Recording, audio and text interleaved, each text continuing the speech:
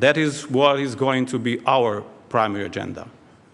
And one reason why I think we may be successful, not because of the catastrophe that we faced 3 weeks ago, because I believe that being from a small country with no specific particular interest, no agenda of our own, that makes us a very honest broker, if we want to be, if we are brave enough to undertake that role. And yes, I can tell you right now, we are brave enough. That's the reason why we made the candidacy. We want to be honest broker. We want to be sincere, perhaps addressing the issues that bigger nations are somehow neglecting due to their own national agendas. Well, we don't have any. That makes us perfect to tackle the most difficult problems.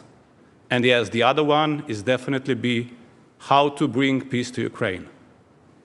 It is practically impossible at this time, perhaps.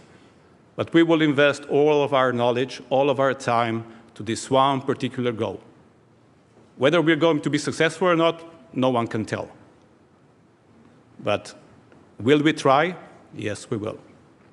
Because this is the single most important immediate topic on the table of United Nations. And that's the only place where this war can end, at the table in United Nations. And we will do everything we can to bring it forth. Finally, I'm really glad to have all of you, my dear colleagues from the Western Balkans here. I'm glad that you all got here. Nobody is missing. Just this in itself, it's a huge success, but it doesn't stop here. Because the message that I want to impart, and I'm pretty sure that Charles will do it in a much even more concrete way, but the message that I want to impart is that the momentum is changing. Due to Russian aggression on Ukraine, the stance of European Union member states regarding the enlargement of European Union got totally new perspective. Things are changing rapidly. In the next 12 months, I'm pretty sure that the enlargement process will get not just traction, but will get a new outlook. And I urge all of you to not be left behind. I urge all of you to continue pressing on with the reforms, but also to be aware of what's going on regarding the changes within the European Union itself. We all know that we will have to reform our processes within the European Union. And as I say, these reforms either happen within the next 12 months or they may not happen for a very long time. This is an occasion that shall not be overlooked. Slovenia will remain strong supporter for your admission, and Slovenia will continue to do all those things that are necessary within European Council as well, but also together with the dialogue with the Commission to make it possible for you to become a member of our European family, to put you where you belong. And I think this is the last message that I wanted to impart. And as I said, none of these challenges that I addressed are going to be easy to meet. None. We will have to work hard. We will use tons of money, especially for the floods relief and the reconstruction. It will take a lot of time. But we need to find both courage and wisdom. And we will, in order to show that, yes, we can. We can build a better world. A world based on solidarity. Thank you.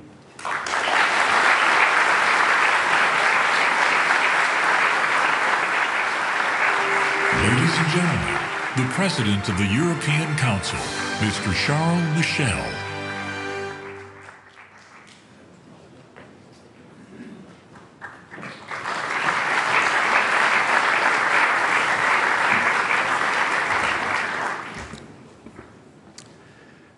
Dear President, dear Prime Minister Robert Golob, Excellencies, ladies and gentlemen, dear friends. Yesterday, I visited a few areas hit by the recent floods, and it was truly shocking. But I also witnessed the remarkable courage of the Slovenian people, and I've also been impressed by the focus and determination of the Slovenian authorities and by the leadership of the Prime Minister Robert Golob. And you are right, dear Prime Minister, you are not alone. Slovenia is not alone. The EU is also lending a strong supportive hand along with our member states, along with our partners like Ukraine and the Western Balkans. And it made the title of this year's forum, Solidarity for Global Security, even more resonant. Solidarity. Solidarity, this is what reinforces the fabric of a community. Solidarity, this is what gives us the power to stand strong against life's greatest challenges. And this same solidarity is at the very heart of European integration. It makes our European Union stronger, so you won't be surprised that today I want to talk about solidarity. Today I want to talk about enlargement. Ladies and gentlemen, dear friends, we are facing unprecedented and interconnected crises. And these summers, natural disasters in Greece, in Slovenia, and across the globe are urgent reminders why we need to manage our transition to climate neutrality. The war in Europe on Ukrainian soil has shown that peace and democracy cannot be taken for granted. And this war is not just devastating Ukraine. This war has a profound impact on the future of our continent, has a profound impact on global security. COVID-19 also taught us some hard lessons. Global health security is not a given, even in developed countries. And faced with these challenges, the EU has shown we are able to act boldly and decisively when needed. We were the first in the world to decide to make our continent climate neutral by 2050. And when faced with the first global pandemic in a century, we stood together to agree very quickly on a massive recovery plan. And, ladies and gentlemen, when Russian forces decided to invade Ukraine, the Kremlin and probably others expected a weak response, a divided Europe. They got the opposite. In just a few hours, on February 24th, a meeting I will never forget in the European Council in Brussels, we responded with massive sanctions against Russia, massive support for Ukraine, and deliveries of weapons and ammunition to Ukraine. A different EU revealed itself on that day, fast, determined, united, and more decisive. And, ladies and gentlemen, when Vladimir Putin decided to launch an energy missile at us, we responded with a powerful energy shield, a true energy defense system, by diversifying our energy sources and breaking our overdependence on Russian fossil fuels. We energized our alliances with our strategic partners. Solidarity. Solidarity was our guiding light for all these decisive decisions and actions. But, ladies and gentlemen, dear friends, in today's increasingly complex world, we as Europeans, we have crucial choices to make. Are we content with a European Union that only manages crisis? Or do we want to be a leading global actor that shapes the future? Are we resigned to a bipolar confrontational world? Or do we want to help build a multipolar world anchored in global cooperation? We have already become more influential. For instance, on climate neutrality, we became more assertive by confronting Russia's aggression, or even more realistic by working with partners not fully aligned with our values. We are also working hard to help remodel the global approach to development. It's essential to making the world safer and more prosperous. And we want to be more influential, to shape a better world, and we want to be stronger, to be a stronger ally. And that's why We are building our strategic autonomy brick by brick. Ladies and gentlemen, to be stronger, to be safer, the EU needs to reinforce our bonds and become more powerful. And that's why it is now time to tackle the challenge of enlargement, both for us in the EU and for our future member states. And yes, I believe this is how we should now call the countries with confirmed EU perspective, future member states. It's time to get rid of the ambiguities. It's time to face the challenges with clarity and with honesty.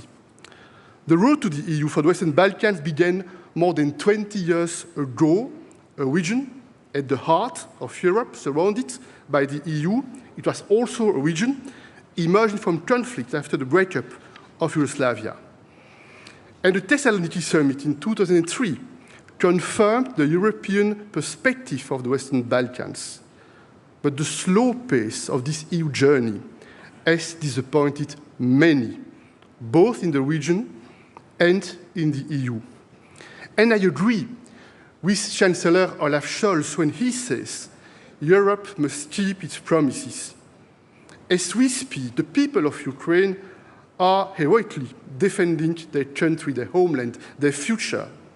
And the Kremlin is not only attacking a free and sovereign neighbor, the Kremlin is attacking all that we believe in: freedom, democracy, prosperity, and the spirit of cooperation and mutual respect. So, in June last year, we decided to grant the candidate status to Ukraine and Moldova, and the same status awaits Georgia when they complete the necessary steps. So, now, enlargement is no longer a dream. It's time to move forward.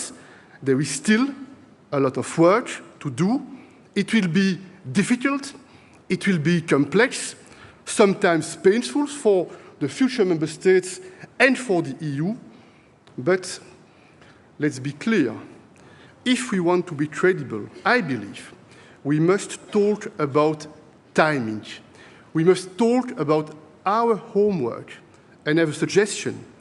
As we prepare the EU's next strategic agenda, we must set ourselves a clear goal.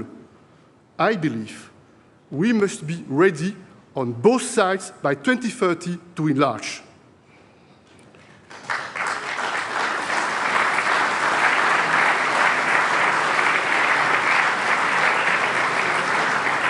And this means that the EU's next long-term budget will need to include our common goals.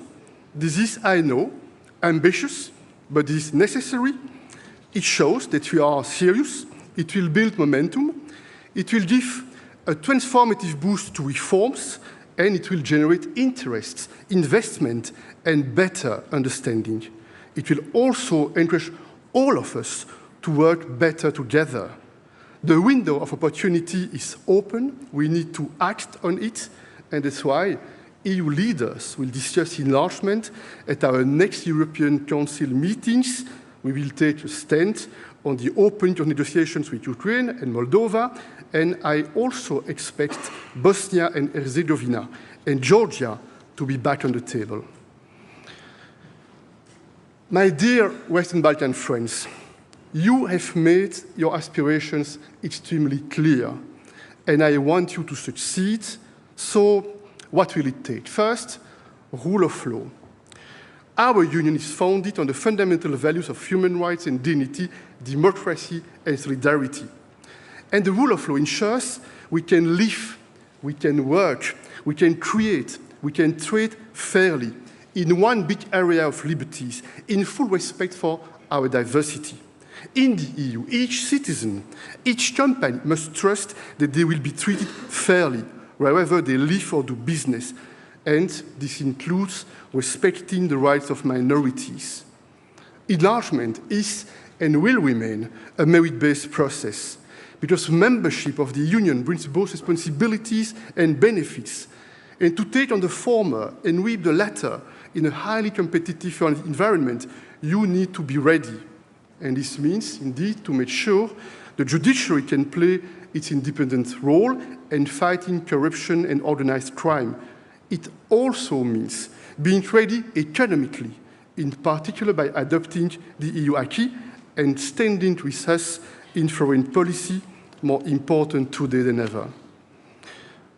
Third point, addressing bilateral and regional issues.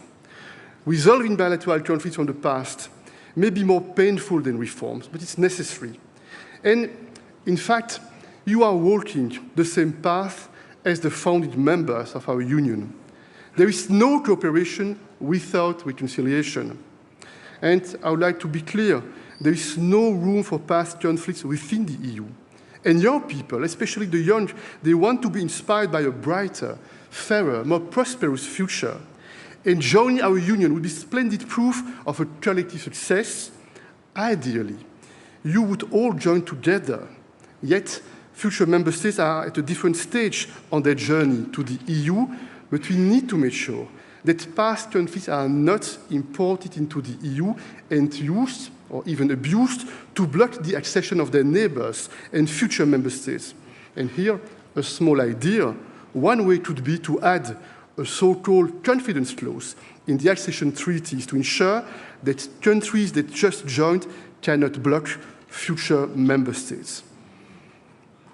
Ladies and gentlemen, dear friends, to address all these challenges, the EU is trying to strengthen our support for you, but I know that we need to do more to close the development gap.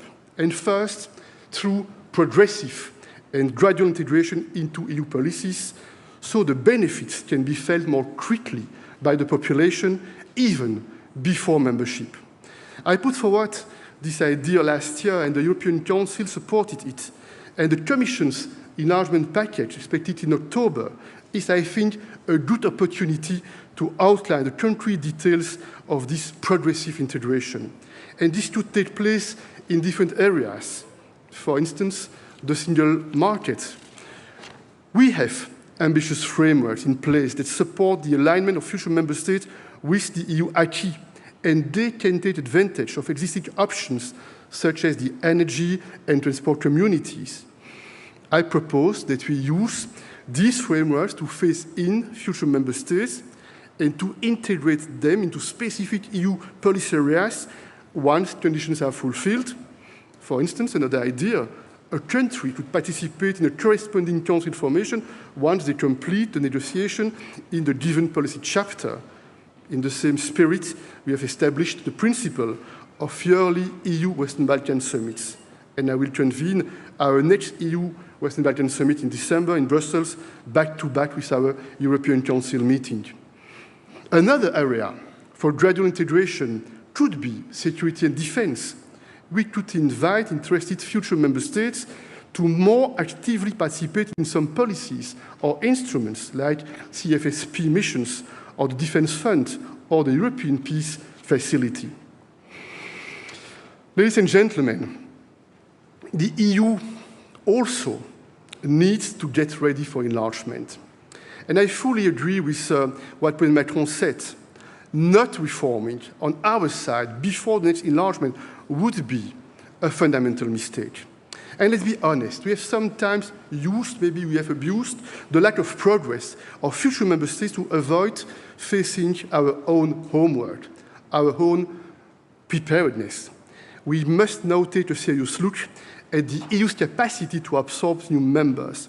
And I know this idea is sometimes misunderstood as a hidden obstacle to accession.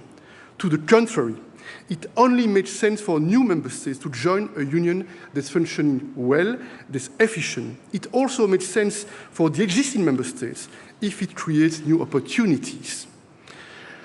Integrating new members into our union won't be easy. We all know that.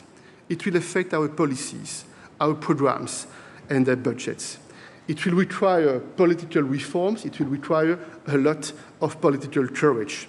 The EU's territory and demography will get bigger, and yet its relative prosperity will not immediately follow. Significant funds will be needed to help countries catch up, and we need to make sure that the EU budget brings European added value for all.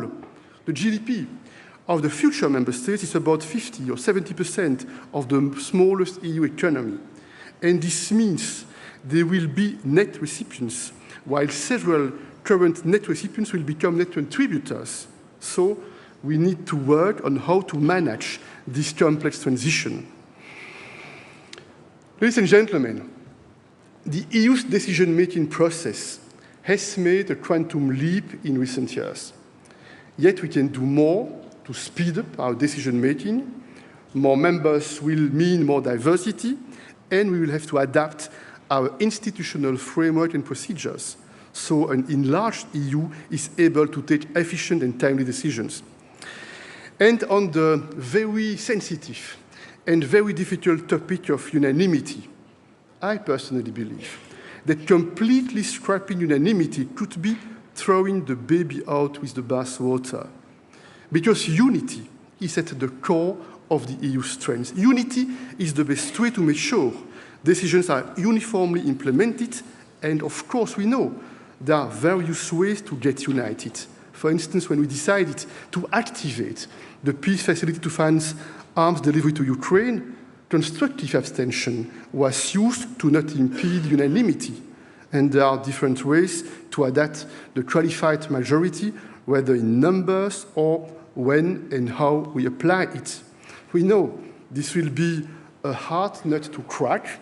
Again, it will be difficult, but there is no way to avoid this debate now. Finally, ladies and gentlemen, let me share with you my personal conviction, not more than that.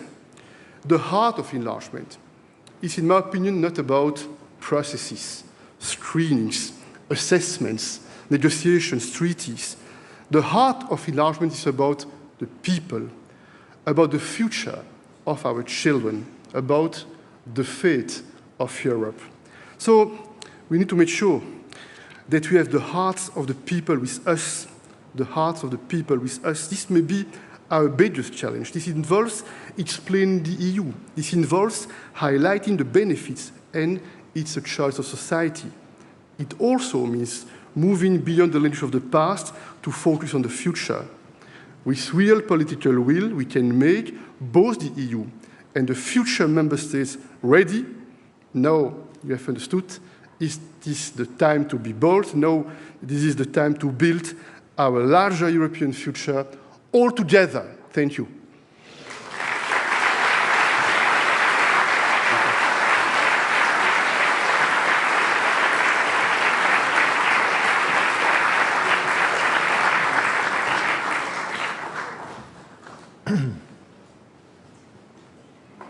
Thank you very much, Prime Minister, President Michel, for your words. And now, the next speaker, I don't really have to introduce because over the years he already became a household name. But I'm always happy to announce him simply because this means that my job here on stage is done. And ladies and gentlemen, it's my honor, it's my pleasure to introduce your moderator for today, Mr. Ali Aslan.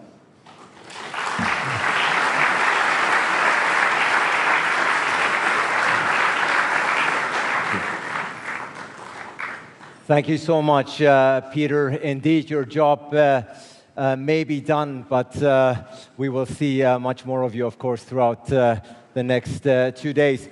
Now, ladies and gentlemen, before we get down to business, I too, of course, would like to start by expressing my heartfelt condolences and sympathies to the Slovenian people and communities affected by these devastating floods. Slovenia, ostani močna. This is what I wish for all of you.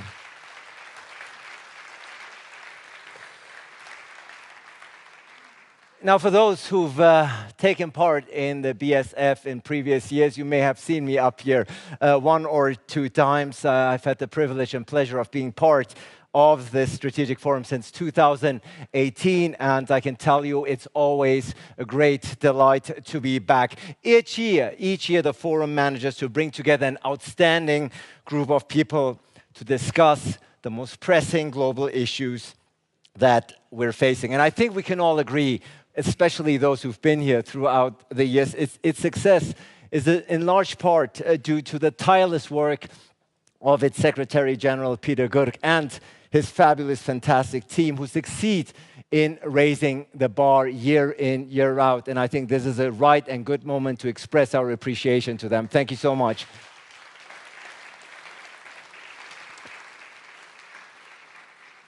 And for those who've been with us for a number of years, you also know that the Bled Strategic Forum traditionally kicks off with the leaders panel, and of course this year won't be an exception. You see the seats right behind me, though judging by the numbers of seats, this is more like a leaders summit rather than a leaders panel that we're going to have here in just a moment. But once again, it speaks testament to the success of this forum that they are gathering so many outstanding leaders. And I'm very much looking forward, Charles Michel, of course, to pick up from where you left off the important words that you uttered and address them to our prestigious panelists who will be gracing this stage now, and they will be introduced in alphabetical order. First up, he's the Prime Minister of Montenegro. Ladies and gentlemen, please welcome Dritan Avazovic.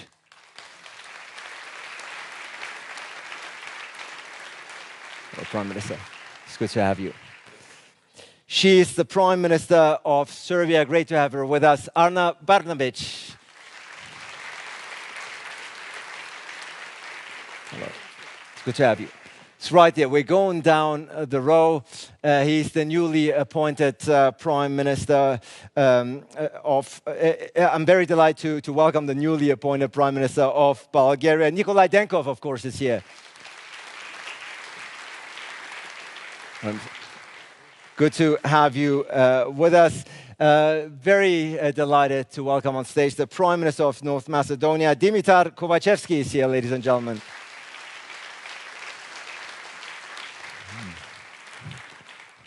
It's good to see you again, as always.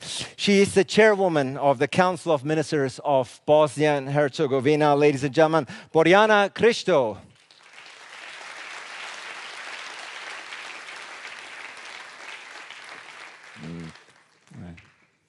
Welcome, ma'am. Right there. He's the Prime Minister of Kosovo. Good to have him with us. Albin Kurti, ladies and gentlemen.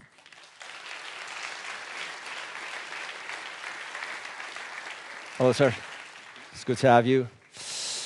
And with the last two gentlemen, I've already had the pleasure of sharing the stage last here on this very stage, so it's good to welcome them back. First up, he's the Prime Minister of Croatia, of course, Prime Minister Andrej Plenković.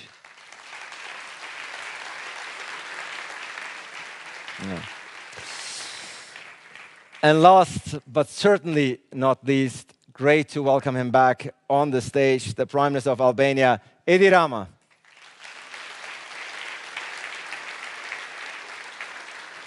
Okay. It's great to have you all with us. Much to talk about. Of course, the theme for this year's Bled Strategic Forum is called Solidarity for Global Security. And in turbulent times like these, I think it goes without saying that European unity, cooperation, solidarity is needed more than ever. Prime Minister Golob has already pointed out that Slovenia has experienced and enjoyed a remarkable display of solidarity and cooperation in the aftermath of the floods. EU countries have stepped in quickly to provide assistance to this country. But solidarity, of course, is also of essence when it comes to the issue of EU enlargement. We just heard the President of the European Council, Charles Michel, very strong words saying the EU must be ready to accept new member states by 2030. Prime Minister Plenković, as the country that has been accepted to the European Union last in 2013, your country has just joined the Euro and the Schengen area, so clearly a success story.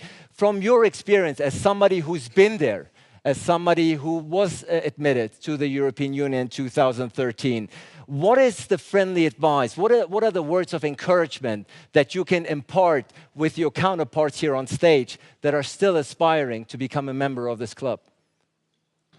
Thank you very much. First of all, let me greet Slovenian President, Prime Minister, Minister of Foreign and European Affairs, and also express my sympathy for the losses that Slovenia had in these horrible floods that occurred during the beginning of August, and I would like to, in the context of today's topic, express the solidarity of Croatia, which was materialized in our assistance swiftly and concretely, and I'm happy that our military will actually build one bridge over a river in one of the Slovenian municipalities, that thus demonstrating what is the good neighborly relations and what is solidarity in the time of need. Indeed, Croatia has been a member of the European Union for 10 years, and there is a novelty since our last debate a year ago, that we have in the meantime managed to be the only country of the European Union ever to join on the same day the Eurozone and the Schengen area, and that has certainly mean the realization of our strategic objectives for the deeper integration, and certainly strengthened Croatia's international positioning and also deeper integration within the European Union. What would be advice? My view on the enlargement process stems, let's say, almost 30 years ago, but I will start with Zagreb summit in 2000, when Jacques Chirac was the president of France, and he brought the first Western Balkan summit to Zagreb. So 23 years have passed, and we are the only country from the region who has joined after Slovenia, of course, in the Big Bang enlargement in 2004. This has certainly meant a lot of work, a lot of reforms at home, but also changing context. During the informal debate today, some people believe that it's good that everybody joins together at the same time in order to avoid bilateral problems. I disagree with that. I think that the merit-based approach, individual countries' merits should be kept, because that's only fair. And at the same time, no bilateral issues which are unrelated with the acquis should be mixed with the enlargement process. This is our experience. This is what we fully believe. And I think there is a growing sense of understanding among everyone, both in the region and within the European Union, that this should be the way forward. So keep up with the reform process, ensure the political stability at home, keep the momentum, and strive, I would say, for more enthusiasm rather than cynicism due to many years of waiting for many countries in the region. And this is, of course, now the time to seize the opportunity. And certainly the EU is making a clear stand here. We've already heard that the Ukraine war, of course, in many ways has brought new urgency and momentum to the enlargement process. Last year, the EU granted candidate status to Ukraine, Moldova, and Bosnia, and started accession talks with North Macedonia and, of course, your country, Prime Minister Rama. Last time we were on the stage here, you coined this beautiful phrase when I asked you how you feel about the future of the Western Balkans. You said you are tragically optimistic. Now that there's actually a figure attached to your aspirations, is that the much needed impetus, much needed motivation now to also fulfill your part? With this panel like a bus, I am even more tragically optimistic, you know. It's like, although it's better than a Russian plane, I must say. So, first of all, I want to thank very much Robert and Charles, not because I know how to be a good diplomat, I am not, but because of the very warm welcome and the very, very open and, I would say, heartfelt conversation we had last evening. And I'm very happy to see a leader, a politician, to speak same in a dinner and in front of a forum. So thank you, Charles, finally, thank you. It was amazing. And it's really the moment to say that if what Charles said will materialize in terms of some real steps forward, not that I believe that in 2030 we'll be in the European Union, frankly, but at least in some of the steps that would be really very good. because while we speak about converging with the European Union, everyone has to understand that the gap of contribution per capita of the European Union towards between the, let's say, this region member states and the Western Balkan states is something like 137 euro for 6 of us here and more than 4,000 euro for 2 of us here, and also others. So this somehow has to be understood and has to be addressed with some concrete steps, considering that this should not be nothing or all. So from the moment all these countries have entered the EU path to the moment they become members, should be things in the middle, not just principles, values, and lessons, which are absolutely very necessary, not just reforms and criticism, which is absolutely necessary, but also some more consistent support. And I'm not saying it simply financially, but also in terms of the access of our countries in the common market and of a much more open space also for our enterprises, because, and I'll conclude here, everyone has to bear in mind that what is happening all these years in these countries is that on one hand, through the Berlin process, we talk about connectivity and infrastructure and about projects and about how to finance all this. On the other hand, guess who is building the infrastructure? Americans, Chinese, Arabs, who I know have not an acquis to fulfill when they come in, but this should be somehow taken in consideration. And so last point is that I have always thought that working pro bono 50 years against the West and Verhoja made us the most pro-European and pro-American people. So it will need 50 years after the fall of communism until we are not unconditionally pro-West, pro-American, pro-European. So we have 20 years more of Euro optimism, and we hope that until then you'll fulfill your promise, Charles.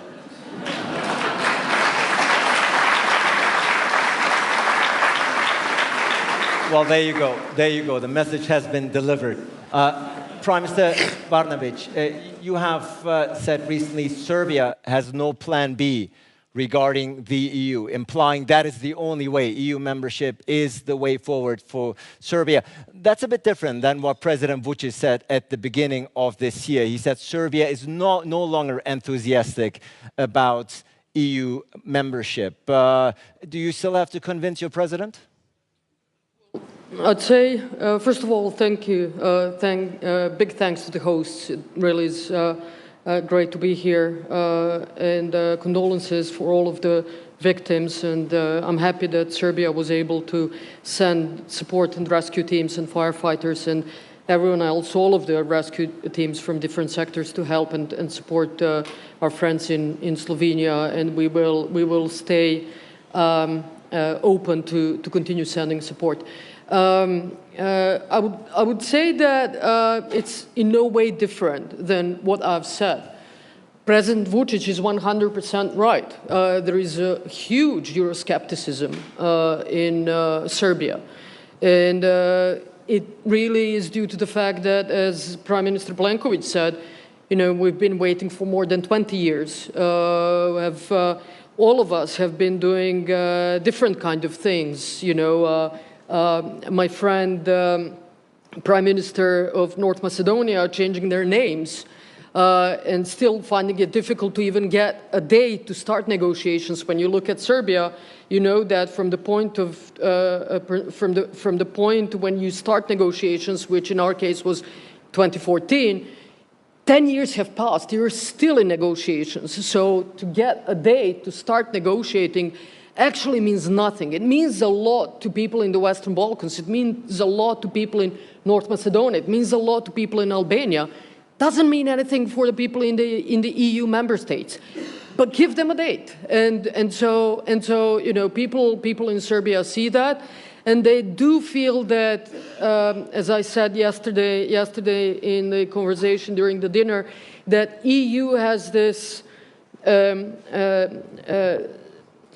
this view towards the Western Balkans that whatever you do, it's not good enough. You know, if you're a girl and you come and they say, well, your skirt is a bit too long, go and change. Then you come and they say, your skirt is a bit too short, go and change. And you come, you say, well, this sleeve is not looking good. And it's this kind of never-ending process with actually a lot of moving goalposts as well. So you don't really know what to do, and people get tired. I do think that not just Serbia, neither one of us has a better option or a plan B. We are European countries. We are in the middle of the European Union. So I've heard Eddie once said, also a fantastic sentence, it's not about enlargement. You are not enlarging, you are encompassing it. Because we are from all of the sides surrounded by the European Union. We are geographically part of Europe. We are economically, culturally, historically, in every way part of Europe. Most of our foreign direct investments are from EU. Most of the jobs created are by EU companies. Our exports are mostly into the EU or, secondly, within the region of the Western Balkans.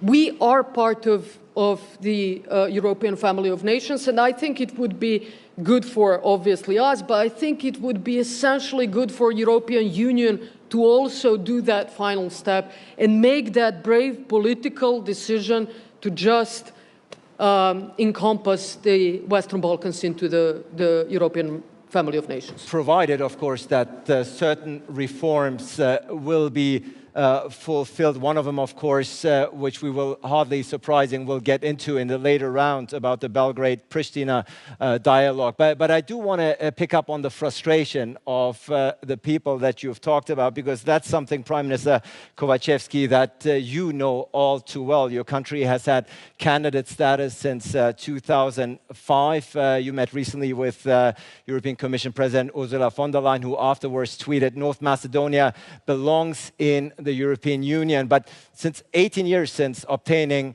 the candidate status, we do see frustration. I have a recent poll result, the 2023 Balkan Barometer shows that only 50% of respondents in your country still consider EU membership a positive prospect. That's a challenge to turn it around, isn't it? Well, first, thank you very much for the opportunity to be part of this panel. It's a pretty wide panel from Zagreb to Ljubljana. You see, Charles mentioned Thessaloniki 2003. And if you want to ask someone for being part of the process, then you were right to choose me to answer. At that time, we were not even not Macedonia, we were Macedonia. Montenegro was not independent, and Kosovo was not independent. So that's how long the process took. And when you say 50% are pro-EU, then I would say this is a great optimism after 20 years. You mentioned the frustration. Yes, there is a great deal of frustration. There are other researches of the public opinion, which say that 80% of the citizens of North Macedonia are for Euro integration and pro-European, but at the same time, 80% of the citizens are against blockades which are coming one after another. And these blockades are coming from member countries in waves, which are used mainly for their domestic politics, not for international sin. And that's why I'm encouraged from the first time type of a statement like that done by President Michel, which he did today, that European Union should and will validate its will for enlargement.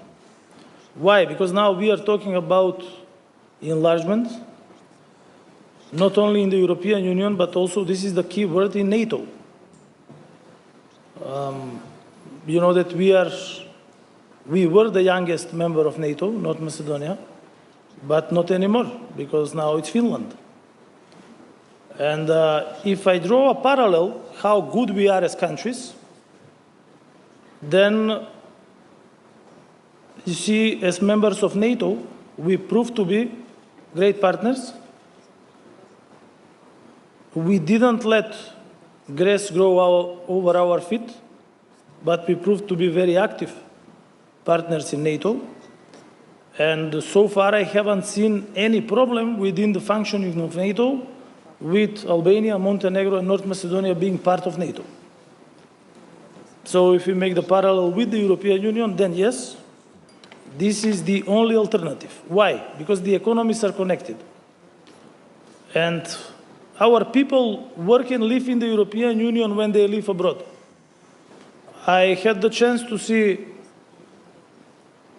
my Macedonians which work and live in Koper, but also I noticed that when you are going on the Riviera, it's like you are in Bosnia and Herzegovina. And because all the waiters are coming from Bosnia and Herzegovina. Why? For higher salaries. And when I asked them, how are you? They said it cannot be worse. Because we are working on 50 degrees on the sun, on the terraces.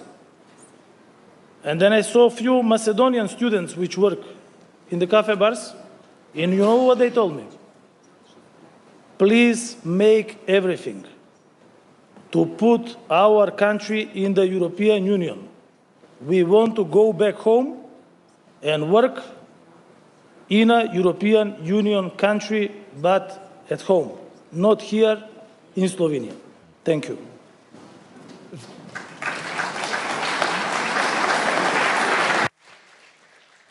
Thank you so much. I'm sure these encounters with your fellow countrymen pleading you to fulfill the criteria and speed up the EU process is motivation enough. Prime Minister Denkov, after 5 elections in 2 years, now you are the new Prime Minister of Bulgaria. And we're talking, of course, today a lot about what the aspiring potential candidates and member states have to fulfill. But of course, it takes two to tango. And there are some disputes, some bilateral disputes perhaps, and blockades that some EU member states can also lift an approach to. You yourself, Bulgaria, has been a member since 2007, and it's no secret that your blockade on North Macedonia's EU accession negotiations, demanding constitutional changes for the Bulgarian minority there, have been an impeding reason and obstacle. I see the two of you are sitting together now on this stage. Dare I say, interpreted that as a good sign and a new approach on the part of your country? Okay, so first, thank you for the host to gather all of us together. We were together maybe 2 weeks ago in Thessaloniki. It is a good sign.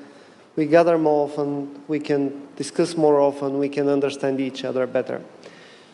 So maybe I have to play the role of the bad cop here in a way, but let me clarify that Europe is not a geographical, or European Union is not a geographical entity.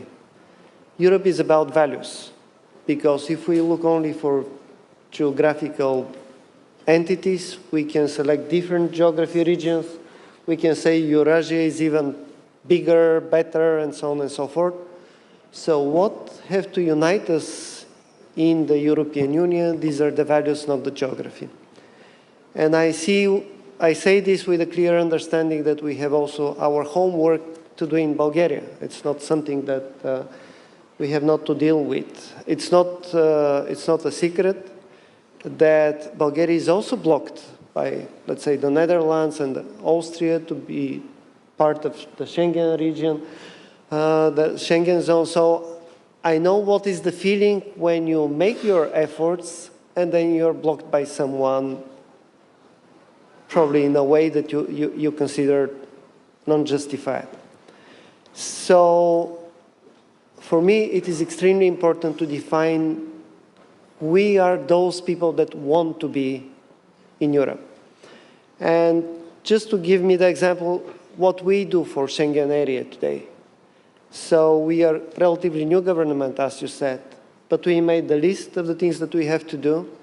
There is literally day-by-day schedule for what have to be done in the parliament, what have to be done in the government, in a way to make our homework 100%, to be sure that when we go to negotiate with the others, there is nothing they can say is wrong in our home.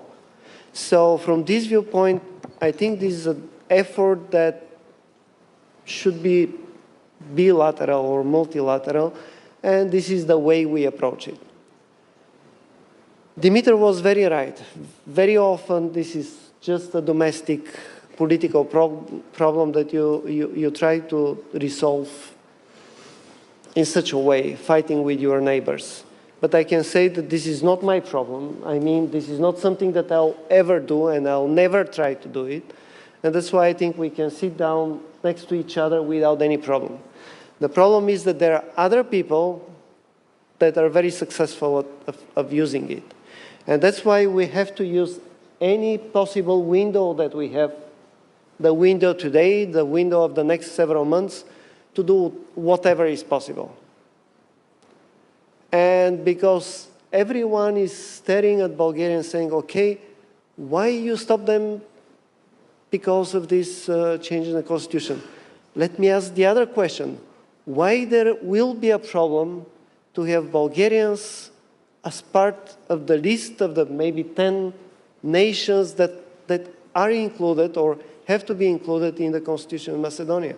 So personally, this is not my personal problem. This is a political problem, but this political problem now is part of the negotiations between North Macedonia and European Union, and I hope that it will be resolved as it is defined in the projects.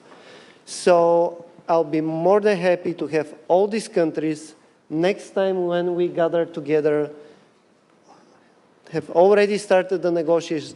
I'd love to have this, because I believe there is one Balkan Peninsula as a region, economically, geographically. I hope it will be also politically. But let me state again, we have quite a lot of homework to do ourselves in our countries. Yeah. The homework still has to be done. At the end of the day, the EU is not just a geographic region, but an alliance of values. And one country that has been trying to do its homework for many years on that regard is, of course, Montenegro. Prime Minister Abazovic, good to have you with us. The EU talks opened in 2012 and are still ongoing. Now, at the Prespa Forum in North Macedonia, you recently said, and I quote, "It's not only enough to say, yes, the door is open, please come, if you're ready, you're acceptable. Something needs to be done," you said, meaning give us a date, make something concrete. Now we heard European Council President Charles Michel on this very stage say 2030 is certainly the date we want to see enlargement. Is that something you can live with? Thank you very much. First of all, I want to congratulate President, Prime Minister, and all government of Slovenia, and of course staff of Bilateral Strategic Forum for this great organized, and express my solidarity with the people of Slovenia and to say that the Montenegrin people are in disposal with our capacity to help always our friends. We are a Euro-optimistic country of sun and fun, and if it's one country which is perfect to relive the enlargement process, that is Montenegro. No problem with the neighbors, finally deliver result in fighting against corruption and organized crime, so rule of law is going better and better. But the question is, maybe it's too critical. We discussed last night, and I appreciate a lot President Michel, that sometimes EU leaders don't know exactly what they want. We know exactly what we want. We want to be part of EU. This is as soon as possible. We know exactly what we want. I am not sure that time by time EU leadership know what they want. Because if we want to have the extension of EU, which I think that is the two-way street, it's not only interest of Western Balkan to be part of EU. It's also interest of EU to somehow to involve, to integrate Western Balkan. This is question of security. This is question of future economical development in the globalized world. And I think that if we look in that way, especially after aggression of Russia Federation to Ukraine, if we don't change something, be sure that I think that after that we can come to some Euro-skepticism, and maybe we will give the possibility to some another third sides be more involved in the Western Balkan, and maybe in one moment Western Balkan countries, we don't have that kind of enthusiasm to join EU. The question is, no question, I like this comment, what my friend Dmitry say about the workers. Our people are integrated in EU. We don't have workers in our country because everybody are in EU. And the question is, how is it possible that our people are welcome in the EU and our state is not welcomed in the EU? This is the question. But I don't think, and this is what I not agree with Dmitry, he knows me that I support him in many aspects. If we wait to be part of EU to bring people back, EU will never open the door for us.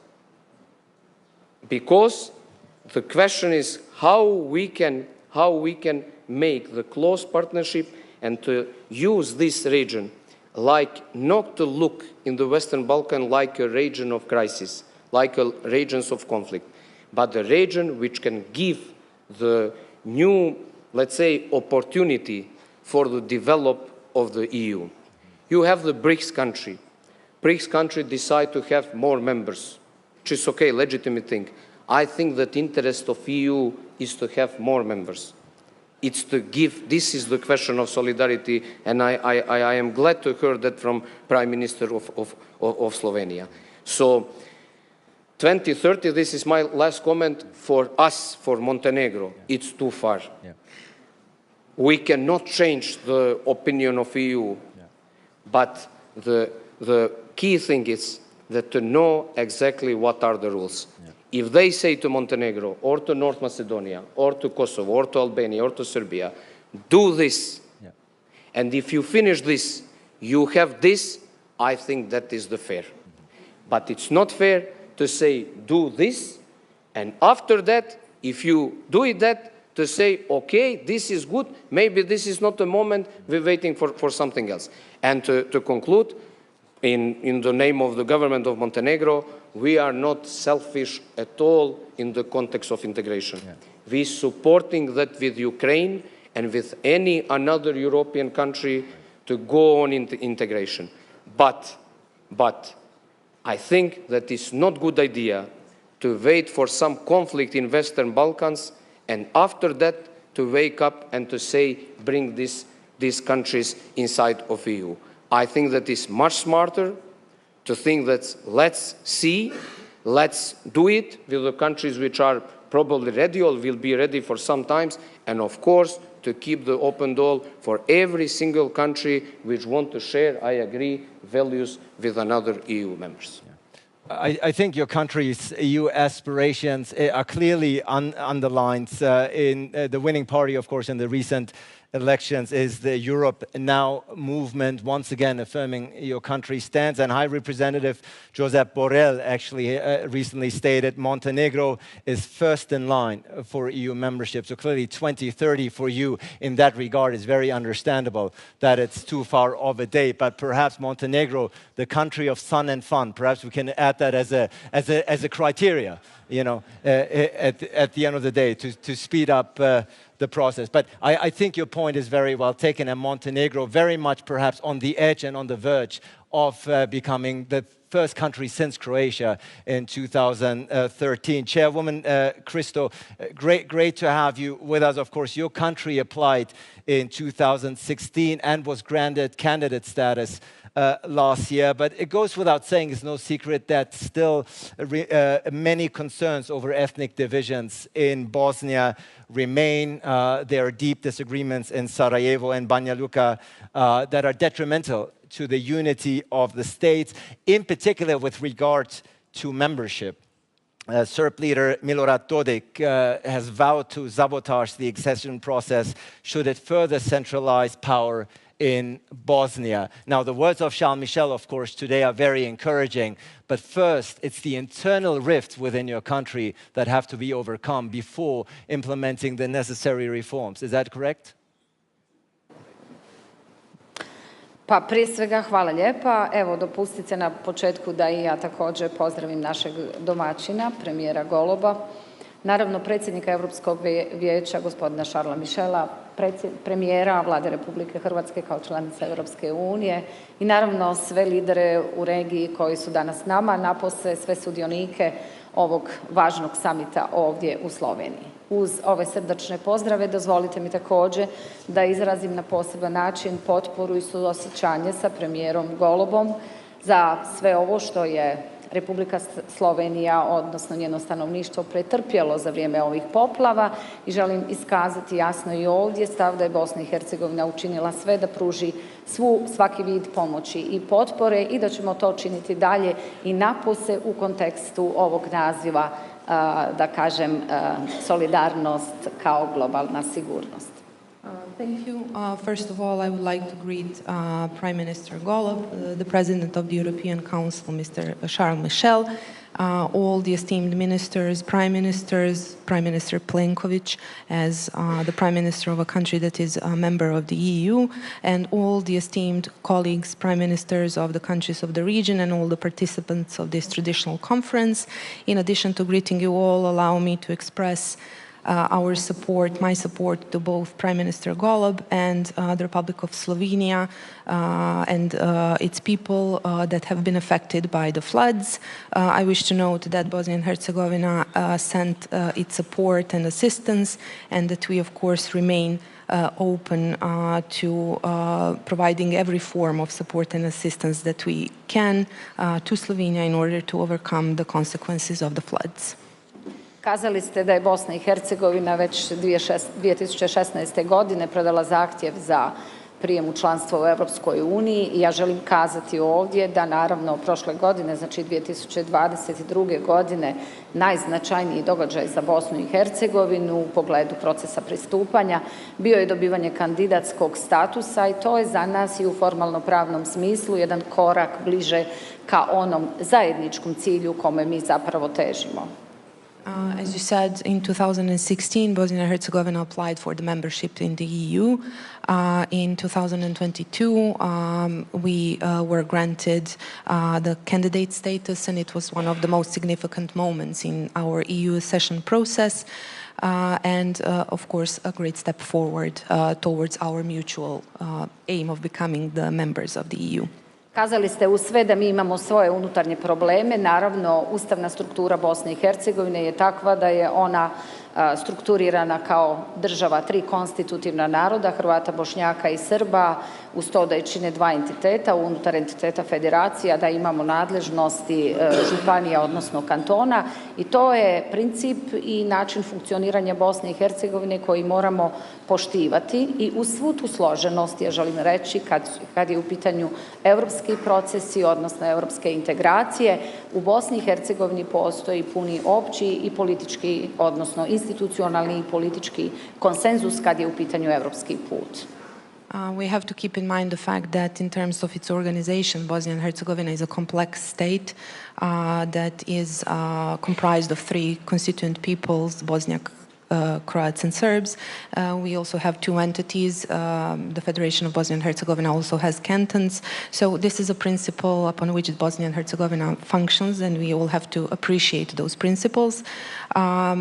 Even though we have this complete structure when it comes to the EU accession process, we have a general institutional and political consensus in Bosnia and Herzegovina related to the EU accession process. Znači, u svu složenost naših političkih prilika i funkcioniranja zapravo vlasti, ja mogu reći da je Vijeće ministara Bosne i Hercegovine u ovom sazivu napravilo jedan ogroman iskorak, uskladilo svoju legislativu, dobar dio svoje legislative u pogledu jačanja demokracije, vladavine prava, borbe protiv korupcije sa akijem Evropske unije, a na poseban način u potpunosti uskladilo svoju vanjsku i sigurnosnu politiku sa politikom Evropske unije.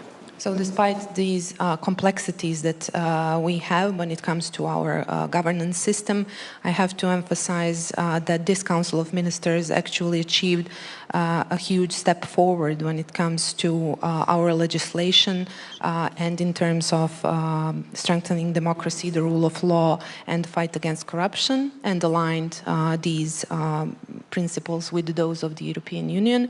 And we have completely aligned our foreign and security policy with the European Union. Znam da put do članstva u Evropskoj uniji nije lak i da zahtjeva mnogo posla i odlučnosti, ali ja želim ovdje jasno iskazati da kao Bosna i Hercegovina iščekujemo vrlo brzo otvaranje pregovora za pristupanje Evropskoj uniji i stava smo i mišljenja da i Evropska unija mora se nekako ili trebala bi se jasnije opredijeliti ispram procesa proširenja i naravno članstva kako Bosne i Hercegovine, tako svih zemalja regije u pristupanju evropskoj obitelji. Hvala.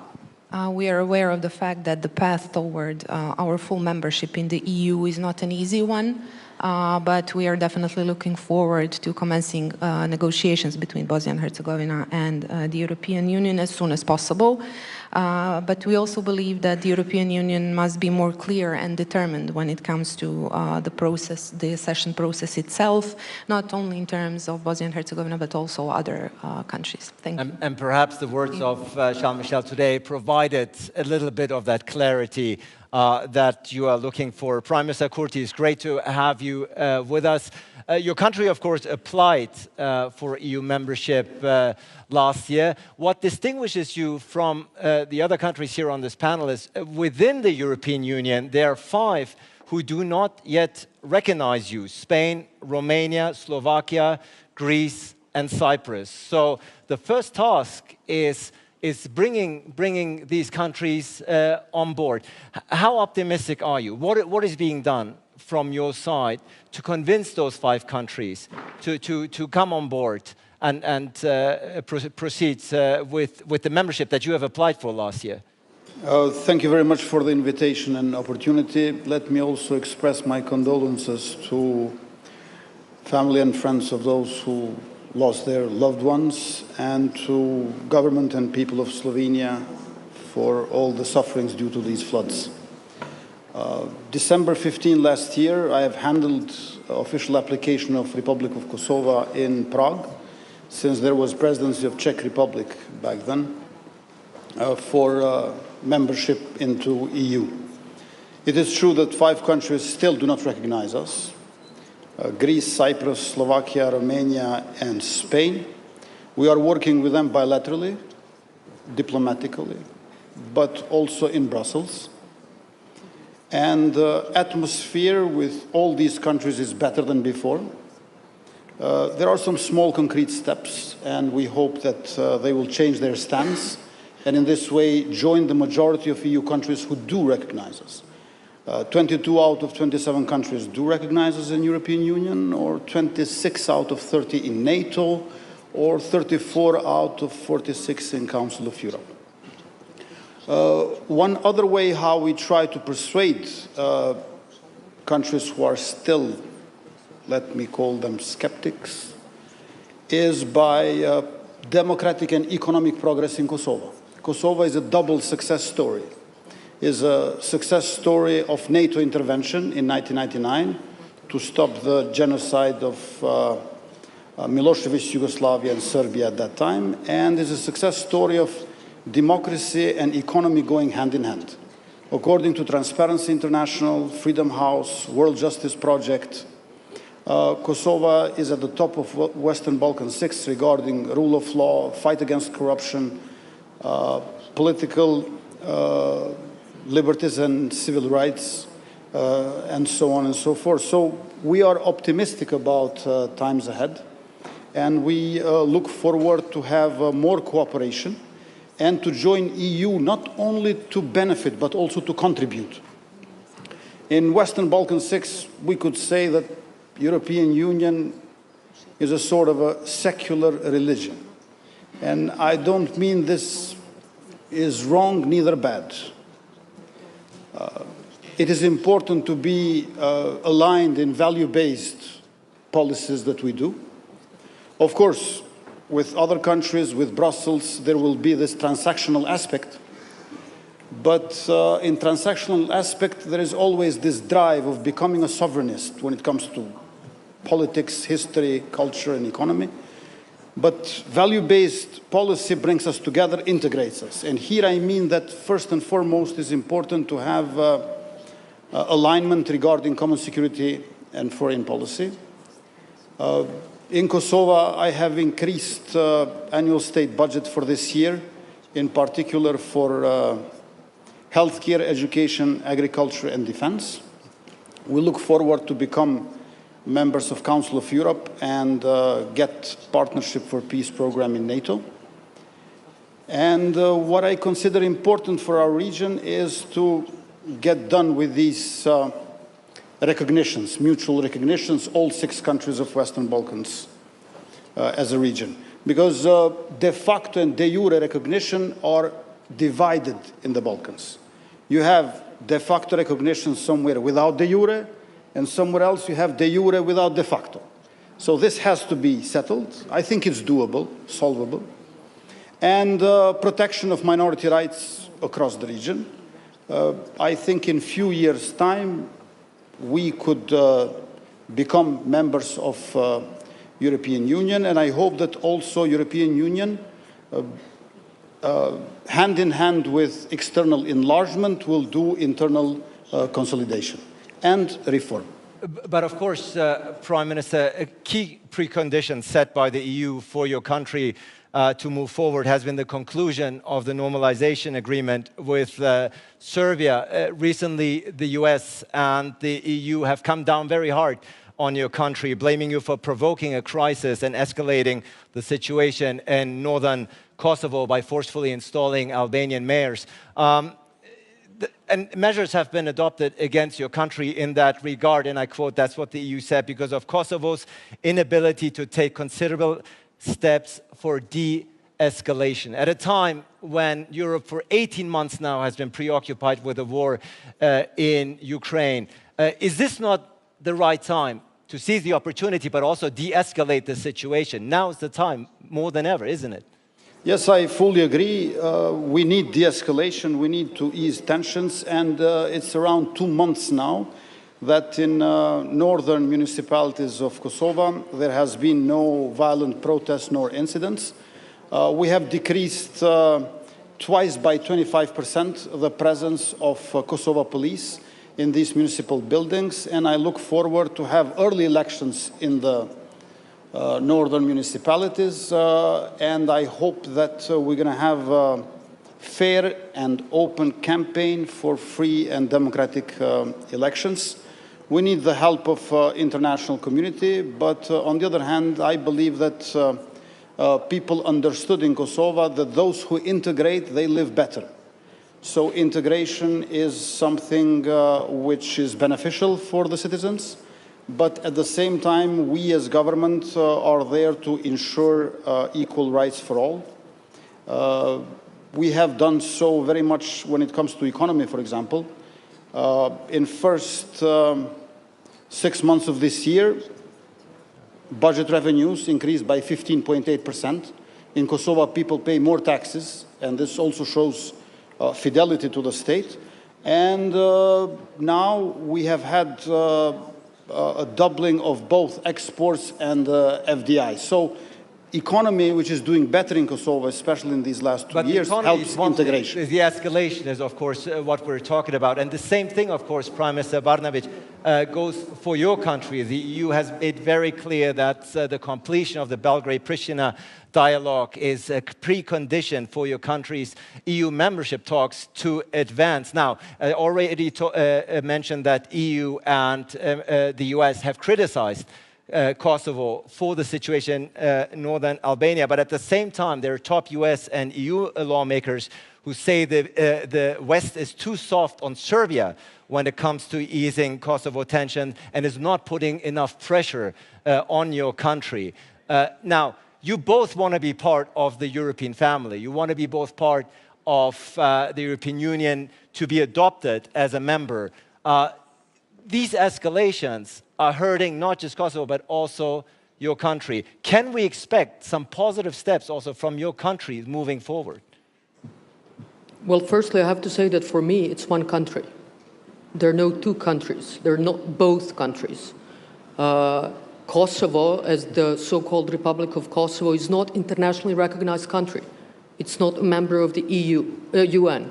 And yes, obviously, I doubt that it will become part of the EU, at least until there is a 5 non-recognizers.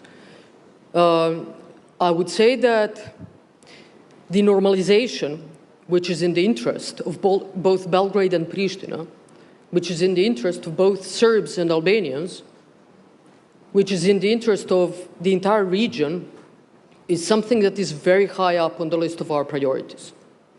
The normalization starts with the Brussels Agreement, signed in April 2013, so more than 10 years ago, as the first agreement on normalization between Belgrade and Pristina, co-signed by the European Union and the EU High Representative. The only one and only thing that Pristina needed to do in accordance with the Brussels Agreement as the first agreement on normalization is the establishment of the Community of Serb Municipalities. Almost 11 years later, there is everything but the establishment of Community of Serb Municipalities. And Mr. Kurti says that the Brussels Agreement does not exist for him. Let me remind you once again, that is the first agreement on normalization, that it needs to be implemented. And the European Union is the guarantor for the full implementation of that agreement. So what we are waiting for is the Community of Serb Municipalities. Everything else, we live for peace and stability. It is in our vested interest to keep and preserve peace and stability in the region. Thank you. Prime Albin Kurti, 10 seconds reply.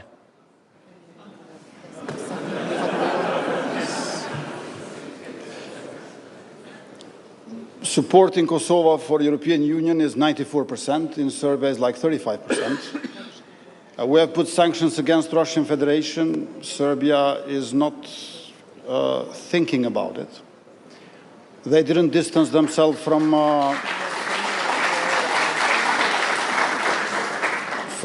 neither from Milosevic nor from Putin, so it's not easy for us. I want to normalize relations, and I would immediately do that, for example, if my neighbor would have been Czech Republic. But normalization of relations with Serbia are much more difficult. Yeah.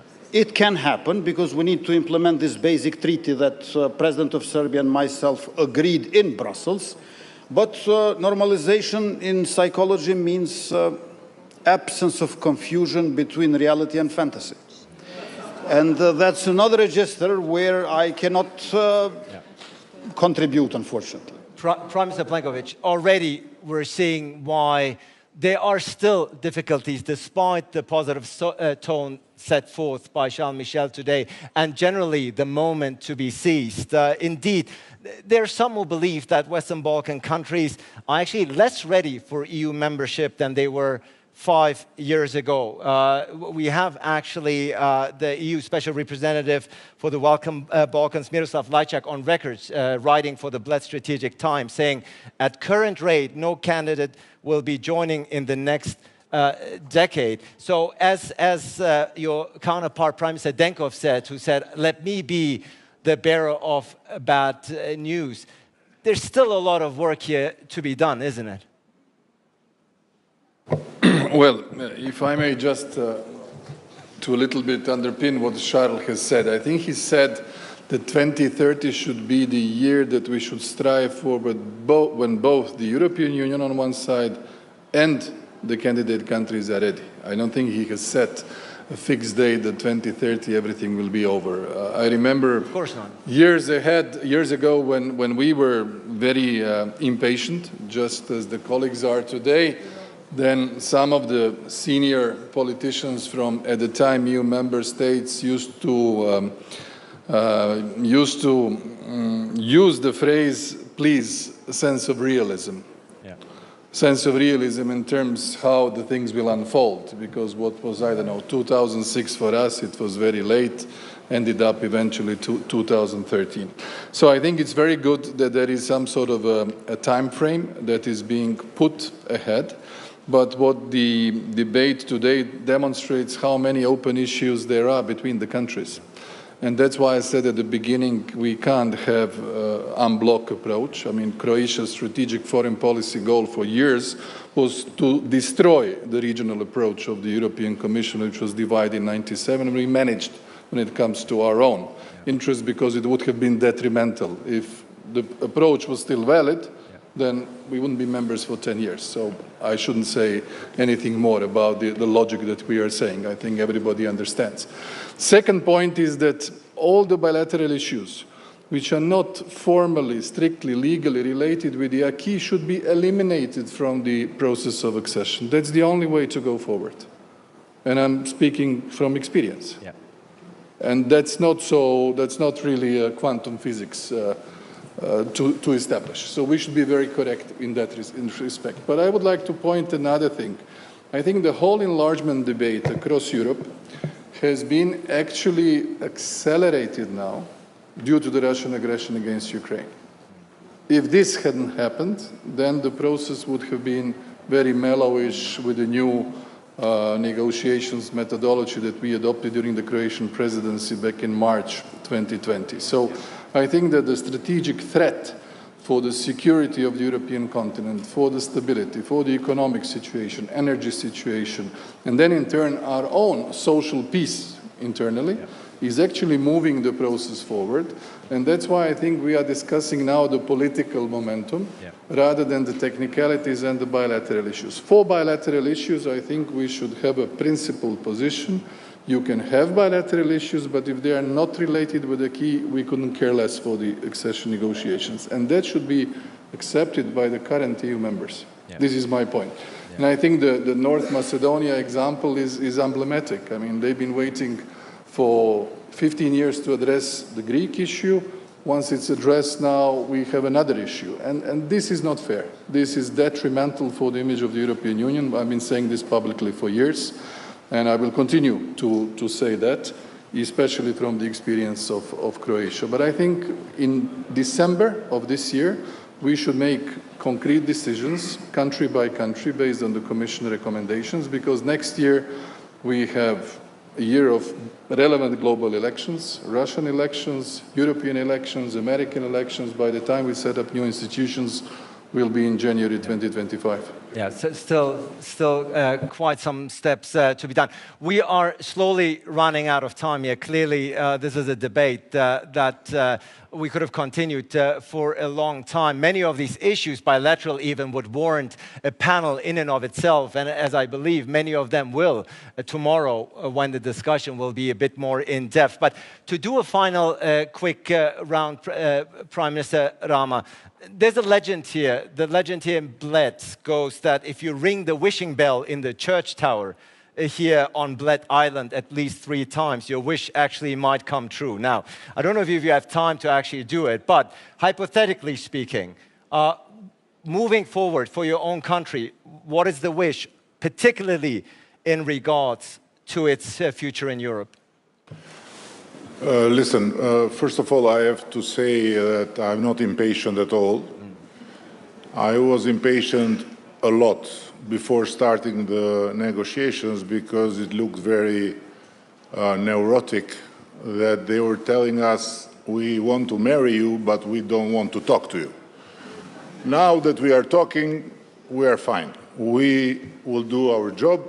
Because at the end, the whole process of accession talks is not convincing the EU that we are good for it, but is transforming our country.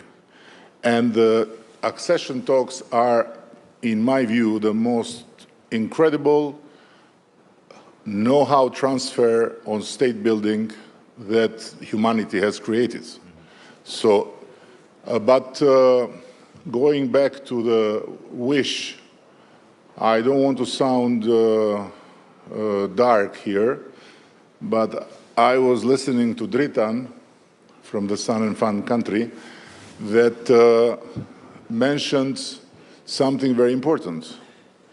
There is a very natural, and it should be like this at the end, because EU is about values, is about very important principles, and this is what has created it as a project of peace based on values and principles, that Ukraine should be seen like a possible member state. But I wish this will not be on detriment of the Western Balkans. Otherwise, when Dritan was talking, I was looking and I was saying, okay, who should attack who in this panel to get the membership faster with Ukraine? And Bulgaria can easily attack North Macedonia, by no doubt. Croatia can easily attack Serbia. Serbia can easily attack Kosovo. Bosnia can attack itself, no problem. I'm sure if we ask the Greeks to do us the favor, they'll attack us with pleasure.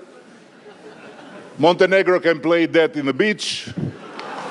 And so we can be all ready to join the train with Ukraine.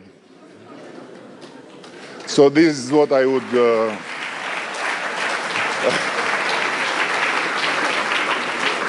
I know it sounds a bit dark, but, you know, after this Russian plane story, we are a bit puzzled. Yeah. And closing in a different note, I don't know if you heard about Russia having this negotiation to unify the clock, because they have 9-hour difference from one part of the other of the country. And the Prime Minister went to Putin and said, Mr. President, we have a problem. I sent my family in holiday, and I called to tell them good night, and it's already morning. They are in the beach. I called Olaf Scholz to greet for the anniversary, and they say it's tomorrow. Yeah. I called Xi Jinping for the new year. They say it's still the old year. And Putin says, yeah, it happened to me. I called Prigozhin family to say sorry for your loss. The plane was not taking off yet. Wow.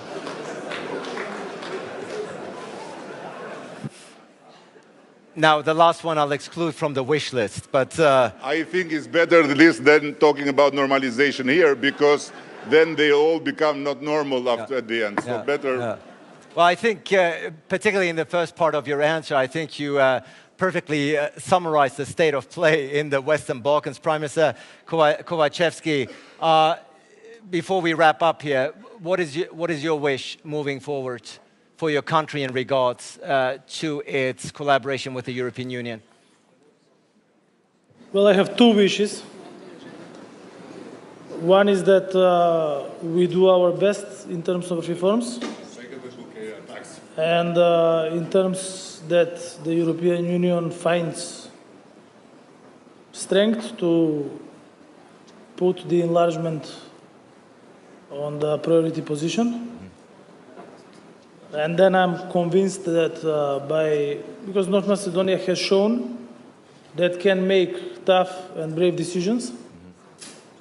And after each and one of them, we have came out as a stronger country. And that's why we are, at this moment, I would say, in all terms, out of all the candidate countries, the best by many means, in terms of the acquis implementation, in terms of the microfinancial stability, performance, proved by European Union reports and instruments. And that's why I'm saying that the 2030 goal is achievable. And my second wish is that Eddie tells another joke. Thank you.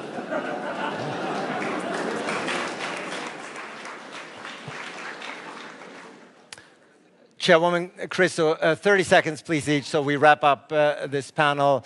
Also, your last word, your wish moving forward. Pa prije svega kad je u pitanju budućnost Bosne i Hercegovine, njena prije svega opstojnost, prosperitet i evropska budućnost jeste dijalog i kompromis unutar same Bosne i Hercegovine. Mislim da smo svi jako svjesni kako je strukturirana Bosna i Hercegovina i to je put kojim smo i danas došli, kojim pokušavamo riješiti pitanja.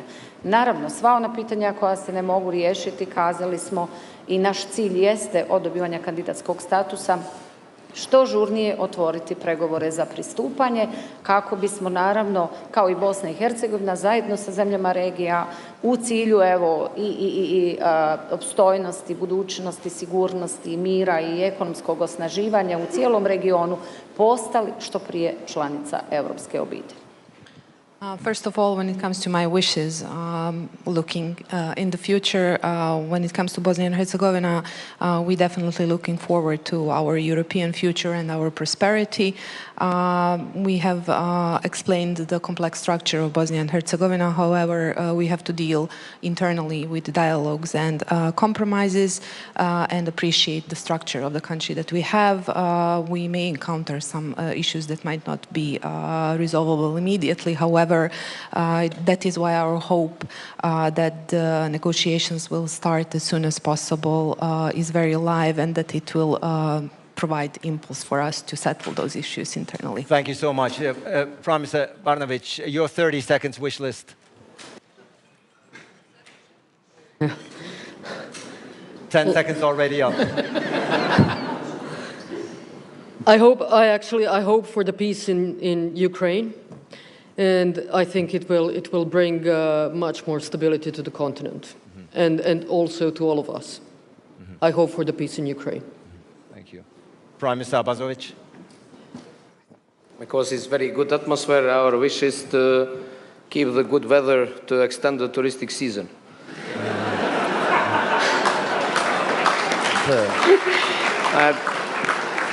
Just like last comments, you know, the Western Balkan countries are okay. Just don't leave us alone. In the good company, we can be very successful. Well, ending on a very unselfish, wish, Prime Minister Denkov. For me, the wish list has just one point: to mature a little bit the Balkan Peninsula, to understand that we will be strong only if we are together. This is everything that we need to go forward. Right. Thank you so much. And finally, the two of you, Prime Minister Kurti.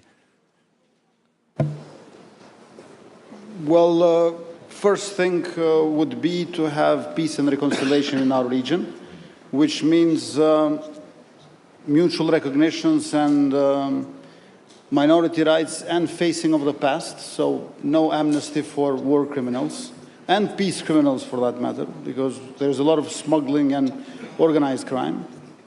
On the other hand, I would like the entire region to join EU and NATO, so next generation would not have any of the hardships that we have been through.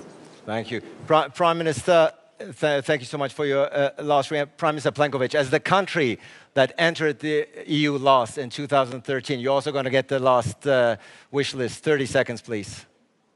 Well, first of all, more a wish list for the ones perhaps aspiring to support our neighbors, to have some concrete decisions at the end of the year, rather than us all being very amusing, but most of all to stop the Russian aggression against Ukraine and get back to its full territorial integrity and get stability in Europe. And one for all of us, being fully aware that the climate change and the huge difficulties that we all have basically every year with all sorts of natural problems are going to become something that we will have to deal with on a yearly basis and increase our resilience. I think this is the biggest challenge for all of us in or outside of the European Union. Thank you so much. After Prime Minister Rama perfectly summarized the state of play in the Western Balkans as to who's chummy with whom and not, for that matter, Prime Minister Abazovic, you said, we are good people, just don't leave us alone.